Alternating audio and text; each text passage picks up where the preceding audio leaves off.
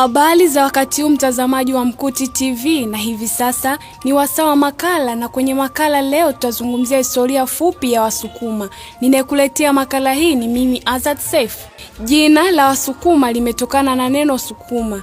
Ni kabila kubwa zaidi nchini Tanzania, linakadiriwa kufikia watu milioni 7, idadi inayowakilisha 16% ya wakazi wa nchi kwa ujumla. Jina Wasukuma lina maana ya watu wa upande wa kaskazini, hivyo Msukuma ni mtu wa kaskazini licha ya kujumuishwa Msukuma kuwa ni mtu wa kaskazini.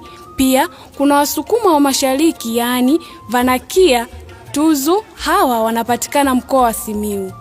Pia kuna Wasukuma wa kusini, yaani Wadakama, hawa ni watu wa Tabora, ingawa watu wengi huwa wanafahamu kuwa watu wa Tabora huwa ni Wanyamwezi, lakini Usukumani hakuna kabila la Wanyamwezi bali wanaitwa Wadakama. Licha ya kuwa ukifika Tabora, wilaya ya Sikonge na Urambo ndio zenye Wanyamwezi, huku wilaya zingine kwa kiasi kikubwa zimekaliwa na Wasukuma waliotokea Shinyanga na Mwanza miaka mingi iliyopita.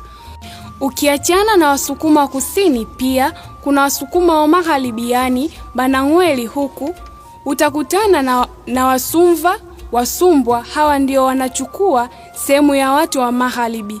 Wasumbwa kama ilivyo kwa Wanyamwezi wanaonekana kama si sehemu ya Wasukuma, lakini ni sehemu ya Wasukuma, na karibu kila kitu kinafanana kuanzia lugha, mila, desturi na utamaduni wao.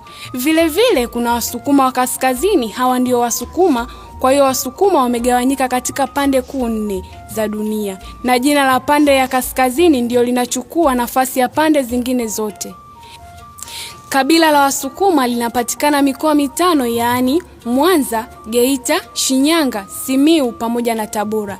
Japo Wanyamwezi hasili kabisa ni wachache na wanachukua wilaya ya Sikonge na Urambo.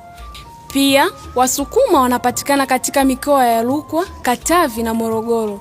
Wamehamia huko kwa ajili ya kufuata shughuli za kilimo na malisho ya mifugo. Wasukuma ndio kabila kubwa zaidi nchini Tanzania, likifuatiwa na kabila la Wahaya, baadaye Wachaga. Na hivi sasa tuangalie mila na desturi zao. Kama ilivyo makabila mengine ya Afrika, Wasukuma wana mila na tamaduni zao. Mila za Wasukuma zimegawanyika katika sehemu kuu 2, yaani mila za koo ama familia na mila za jumuiya. Mila za koo ama familia hizi zinafanana kabisa kati ya koo na koo.